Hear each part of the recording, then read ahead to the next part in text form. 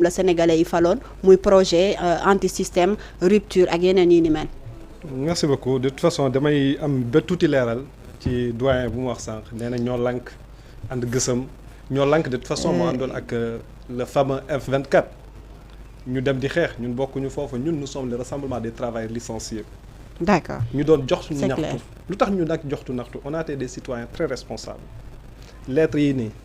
du président de la république ba képp ki nga xamante ni yaa ngi biir assemblée les 165 députés ku nekk saisir na la ñoom ñëpp ñu bañ recevoir. fan ngeen doon liggéey.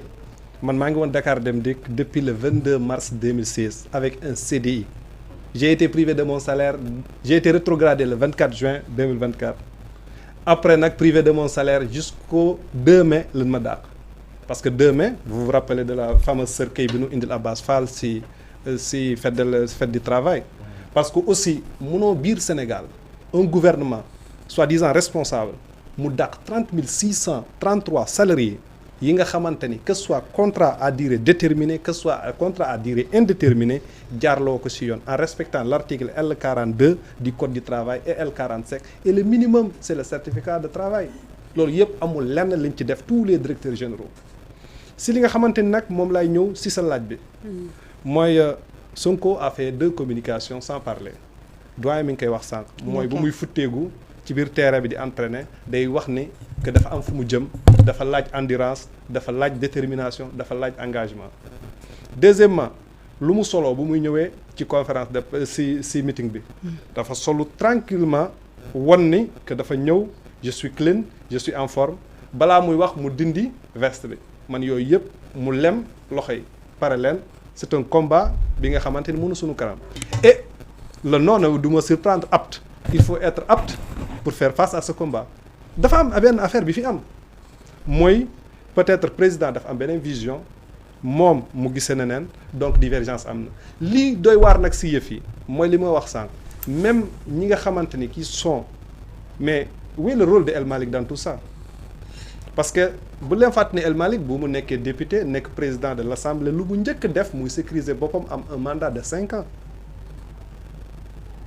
lépp lu ñu changé moom loolu la njëkk changé loolu la njëkk lijjanti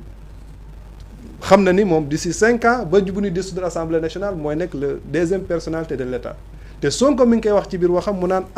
woo naa ko moo nekkoon seede du lu leen waxante mais lan la doon protéger moom ba fauteuil te Ousmane Sonko mi ngi doon wax mi ngi gis benn communication vrai ou faux buñ ma dàqee mun naa delluwaat Assemblée xam nga. il ne démissionnera jamais. waaw mais balaa boobu am na lenn lu ñu ko waxee ma ni même bu ma dàqee ma delluwaat assemblée te bu mu génnaatee sikkin fa dafa ni man du ma mës a démissionner ñi ko yaakaar mooy loolu. mais tey est-ce que sénégalais yi foofu la leen den xaare les priorités sont ailleurs tey balaa muy neex ñu gis ni la mise en place de cette coalition des forums d'emploi aider la presse pour que mu aller vers l'avant dem soutenir les marchands ambulants yi nga xamante ñu ngi leen di jëlee ci mbedd mi ces jeunes là ñun foofu la leen doon xaare mais malheureusement on a l'impression qu'on a un gouvernement qui regarde ailleurs quand on étrangle son peuple parce que tey sénégalais fu leen di xaare wax dëgg yàlla ak Ousmane Sonko surtout parce que moo nekkoon le porteur de ce projet Bassirou Diomaye Diakhar Faye 2024 yéen ñaar boo leen demoon élection sans le soutien de Ousmane Sonko yow da nga koy gagner il faut qu'on se dise la vérité personne ne le connaissait man jàpp naa ni 2024 man maa ko gënoon populaire. il ne pourra ce sera très difficile. il pourra gouverner il est en train de gouverner sans Sonko mais il faut mu am cutis Sonko. non il préside. xam c'est Sonko qui gouverne. xam nga dafa am ñaari mbir sa doyen mi Sagna mi ngi koy wax sànq. nee na Bassirou Diomaye Diakhar Faye musul jël benn décision en tant que président te Pastefien contre ñu ko si am na. Samba Ndiaye jëlugul fonction ba léegi Awa Bokar Ly te loolu am na ay DG yu génn wax ci Ousmane Sonko génn wax ci donc am na ay décisions yi nga xamante ni jël na ko Ousmane Sonko d'accord ci ñooñu jël ñu fonction mais le cas de Boubacar Camara mais moom moo waxoon réew mi kenn du ko dénk ay stagiaires tey daanaka moo yor appareil bi nga xamante ni moom lépp lu Sonko di def si moom lay jaar secrétariat primature donc loolu yëpp mu nekk ay faits yi nga xamante ni de reniement par rapport ak les principes de Ousmane Sonko dama ni man j'ai beaucoup de respect pour le président Ousmane Sonko de Pastef et en tant que premier ministre mais am na quelques tâches d'huile yi nga xamante ni man de si j'étais à sa place yooyu teel naa ko arrêté soit c'est eux ou bien c'est moi c'est à toi Bassirou Diomaye Diakhar Faye de choisir parce que man maa la tànn bu tànnoon Habib Sy moo nekk président Ousmane Sonko bu ma tànnoon man mii nekk président 2024 loolu c'est un fait qui est là malheureusement nag ñu gis ni par rapport à tout ça c'est le Sénégal qui perd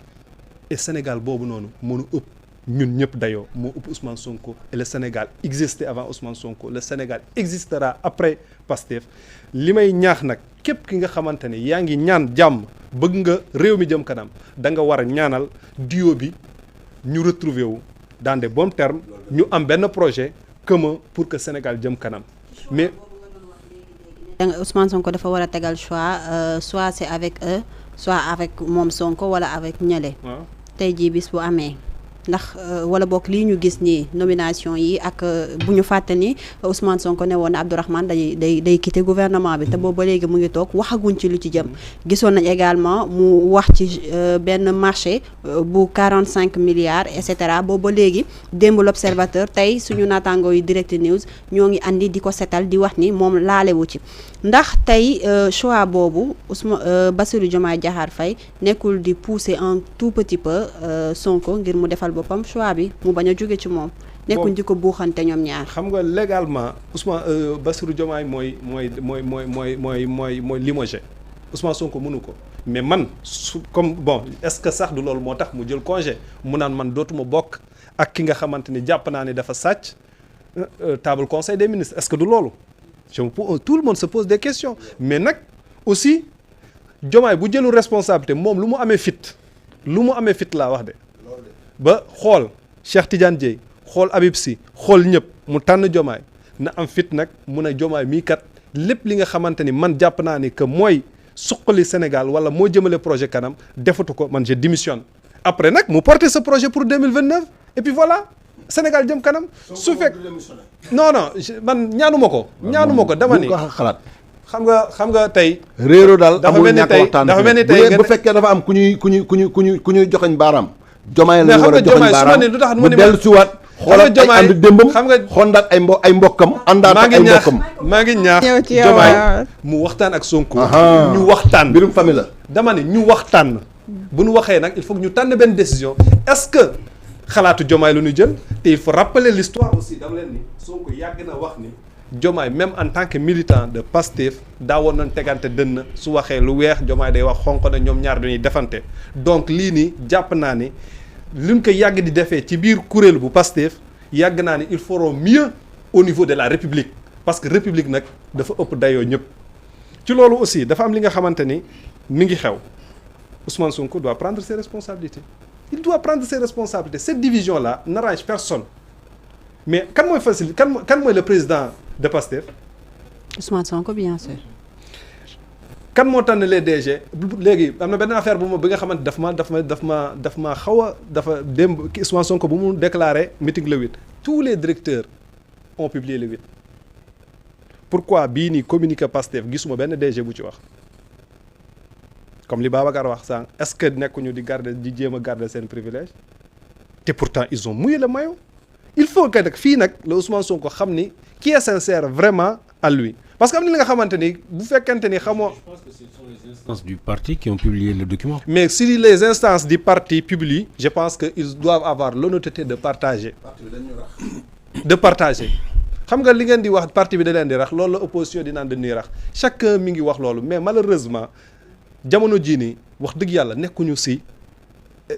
ci campagne électorale nekkuñu ci veille élection xam nga situation bi loolu moo tax mu doy waar su fekkoon ni on était en 2028 veille élection tout le monde a le droit de prétendre à être leader mais nekkuñu ci loolu tous ces combats là tous ces engagements doivent être basés sur le développement du Sénégal. Malheureusement nag on voit que de la politique des stratégies que ce soit dans l'opposition des fronts par là que ce soit au pouvoir mais l'opposition est dans ce droit mais l'opposition est sans droit pour ñaxtu génn mais su fekkee ne opposition bi génn na pouvoir génn ci mbedd bi mais qui nous dirige te loolu moo am le 8 opposition mi ngi fële di ñaxtu parti au pouvoir mi ngi fële ci mbedd bi mais kan moo nekk ci administration bi personne le pays est stagné te loolu kii le perdant c'est le Sénégal te maa ngi gis benn note sànq ñu naan le Sénégal dafa dugg ci liste les pays en faillite est-ce que dëgg la ou pas en rejoignant le Gabon et parmi tant d'autres te loolu wax dëgg yàlla jàpp naa ne intérêt Sénégal moo ëpp dayo yi ni mel di wax nag justice, les gens parlent de justice. Mais la justice sociale, nous les travailleurs licenciés, je défie tous les DG. ak képp ki nga xamante bëgg nga information ci li ma wax mën naa la jox preuve à l'appui. Ils ont résilié des contrats sans respecter les procédures normales du code du travail te loolu képp ku ko def da nga salfaañi ak yelleef doomu aadama te ñoom ñoo nu woo si jubal jubbanti te lu tax ñu dàq leen la majorité de ces gens là ils se disent que peut-être ce sont des militants de l'APR mais ils sont en train de recruter des DG et des ministres qui ne sont pas de Pastef.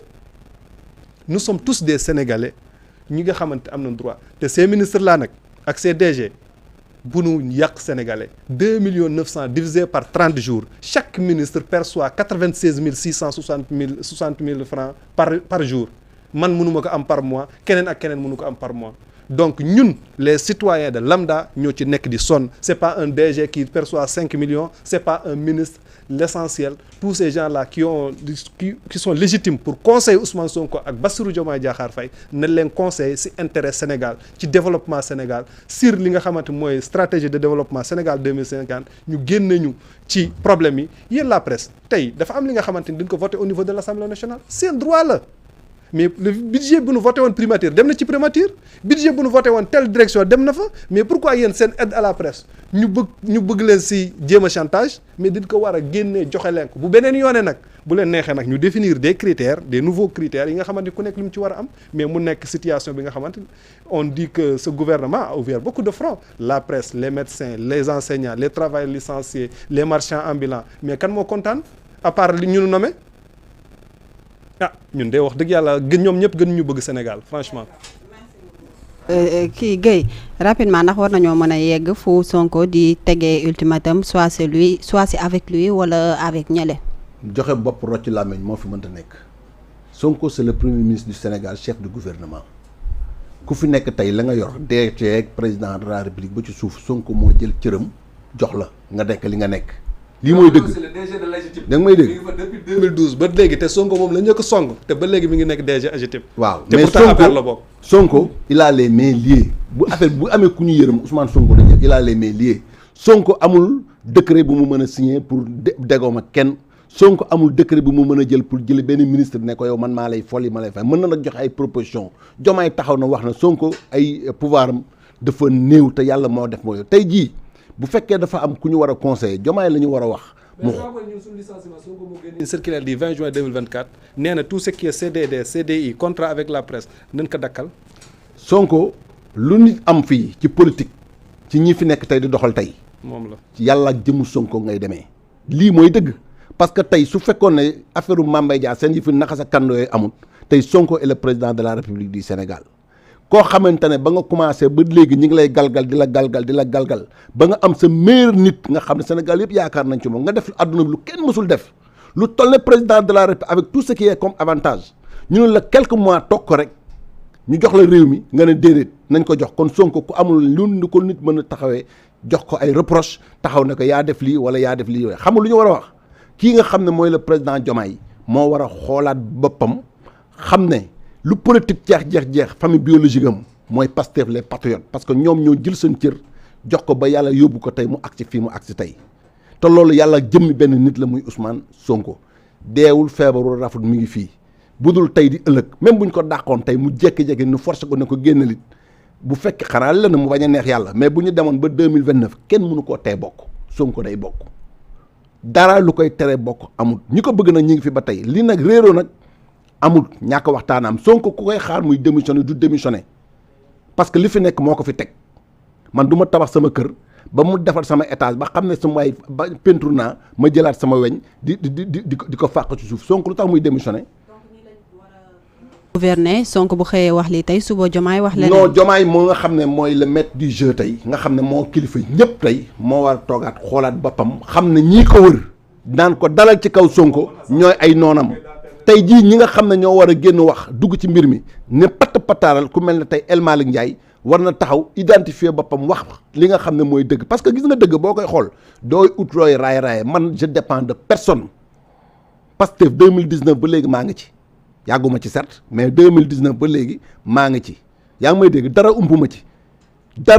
ci fi ñu war a wax dama fay wax te yaakaaruma ci dara je n'ai jamais serré la main à Ousmane Sonko ni à Diomaye te amoon naa ba yoon possibilité gis leen dara dérangé wu ma ci palais ba liggéey naa fa 14 ans bu doon ànd ak xaalis rek dem coalition ak Macky Sall moo ma gën a yombal ba semaine passée rek la ñuy jox gars yi woon nañ ma man leen jëluma tey jëluma ëllëg lii taxuñu amul lii ça ne passe pas te Sénégal ay nit bu ñuy ànd nañu ànd ci dëgg moo njëkk moo mujj dëgg bi xam nga mooy lan Diomaye mi nga xam ne mooy le président de la République na toog xool ñi nga xam ne ñoo ko waroon daan ko xas démb ak bërki démb bu ñu ëlbatikoo nekk ne bëgg nekk ay nit boppam loolu mënta nekk Mimi Touré mënuñu fexe raxas ba mu nekk koo xam ne ci xolam dañuy porte Diomaye loolu mënul nekk bu ko neexee nag mu fal benn ba mu bëgg Sonko bu ko neexee nag ñu fal seen benn genre nu mu tuddati coalition Diomaye président mais loolu bu ñu ko defee am seen benn 7000 personnes wala 4000 personnes wala 2500 personnes yoo xam ne dañoo mere bokkoon APR fàq dem coalition boobu tey bu ñu newoon waa APR léegi ñëw leen ngeen dugg ci ñoom dañuy daw dugg ci parce que lépp loo xam ne ba Sonko xamee ba léegi buñ ko waxee dal ci kaw Ousmane Sonko dañ koy def pare nañu pour tout sauf Sonko logique bi nga xam ne ñoo toppoon di ko xeex ñoo fi nekk ba tey le système est là li Sonko naan système bi la ñuy xeex mais système bi mosu fi jóg tey la ñu gën a am doole tey la ñu gën a nekk mais mënuñu jàll parce que xam lu tax luy doole Sonko le 8 passé weddi gis bokku ci Sonko tey la gën a dugg ci xolu Sénégalais yi Sonko tey la gën a suba bu élection présidentielle amoon Sonko soit day nekk président de la République ku mu joxe ñaar ne fal leen ñu falaat la lii mooy dëgg. pour ñu mën a terminer ndax li ñu mayoon ci temps mu ngi waajal jeex ndax jamono ji mënees nañoo jàpp ni par exemple Sonko mooy doxal anti système Diomaye di jox bopp ñi nga xamante ne moo di système bi. dama bëgg a jeexale juste par benn image boo xam ne bi ma nekkee plus jeune ma seetaan documentaire animalier. mu documentaire yi ñuy woon ci télé yi affaire animaux sauvages yi ay gaynde bu nu ñëwee fekk toolu groupe gnu xam nga gnu mooy comme ay nag lañu nagu sauvage ñu bëgg cee lekk tant que gnu yi ñu ngi regroupé wu nag yi gaynde duñu leen mënal dara